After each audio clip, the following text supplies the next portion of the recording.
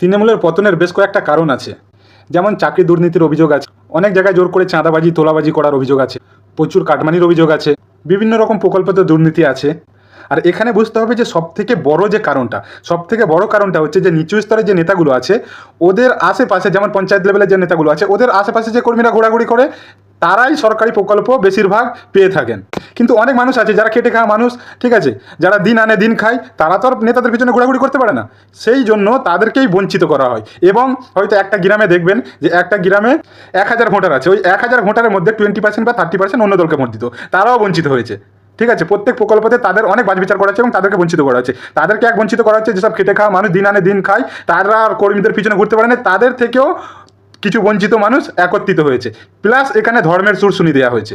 এই তৃণমূলের কারণেই কিন্তু RSS বিশ্ব হিন্দু পরিষদের বারবারন্ত এই রাজ্যে বেড়েছে। ভিতরে 2.5 লক্ষর বেশি সভা করেছে RSS।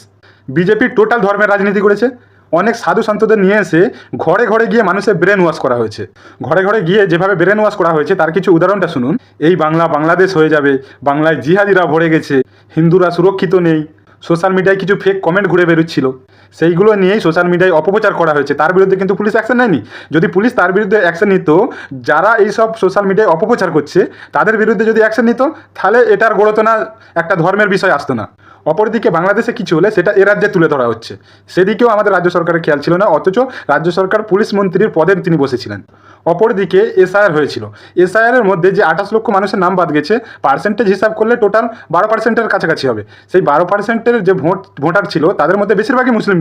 মুখ্যমন্ত্রী এক জায়গায় কর্মী সভাতে গিয়ে জিজ্ঞাসা করেছিলেন যে কাদের কাদের এখানে ভোটারদের নাম কাটা হয়েছে, তারা হাত তুলো। সেখানে দেখা যাচ্ছে 90%-এর উপরে মানুষ হাত তুলে দিয়েছে একটা মুসলিম এলাকায় গিয়ে। তখনও মুখ্যমন্ত্রীর উচিত ছিল যে SIR সম্পূর্ণ না হওয়ার আগে এই রাজ্যে কোনো নির্বাচন হোক, কিন্তু সেটা করেননি।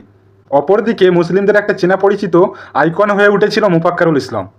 কারণ ওই সময়টায় মুসলিমদের বেশিরভাগ নাম বাদ যাওয়ার কারণে মুসলিমরাই অ্যাকচুয়ালি বেশিরভাগ প্রোটেস্ট করছিল। সেখানে রাজ্য সরকারের উচিত ছিল যে প্রশাসন দিয়ে তাদের একটা নির্দিষ্ট জায়গা ঠিক করে সেই জায়গায় তারা প্রোটেস্ট করতো। কিন্তু অপরদিকে এই প্রোটেস্টটা অতিরিক্ত বেড়ে গেছে, একটু ভয়ঙ্কর রূপ নিতে শুরু করেছিল। কিন্তু রাজ্যের পুলিশ চাইলেই সেটা বানচাল করতে পারত। এই বিষয়ে কে ভুল কে ঠিক সেটা না আমি বিচার করতে চাইনি, সেটা বিচারাধীন। মুফাক্কারুল ইসলাম গ্রেপ্তার হতে অনেক মুসলিম সমাজ চটেছে। বিভিন্ন সময় দেখা গেছে মুসলিম সমাজরা যারা কোনো বিষয়ে প্রোটেস্ট করে তাদেরকে প্রোটেস্ট করতে বাধা দেওয়া হয় এবং তাদের দিল্লি যাওয়ার নিদান দেওয়া হয়। অপরদিকে একটা হুমায়ুন কবির অর্ধেক মুর্শিদাবাদ অর্ধেক মালদা খেয়ে নিয়েছে। তৃণমূল ও বিজেপির ভোট শতকরায় 4 থেকে 5% বেশি ভোট পেয়ে বিজেপি সরকার করেছে। 12% ভোট বাদ গেছে, তাদের মধ্যে 80% ভোট তৃণমূলের ভোট। অপরদিকে প্রায় 7-8% ভোট বাম ISF কংগ্রেস পেয়েছেন। তৃণমূল বেশি ফোর্স দিয়েছিল দক্ষিণবঙ্গে, উত্তরবঙ্গে তেমন একটা প্রচার বেশি ছিল না। তৃণমূল ভিতরে ধরেই নিয়েছিল যে ওটা তো বিজেপির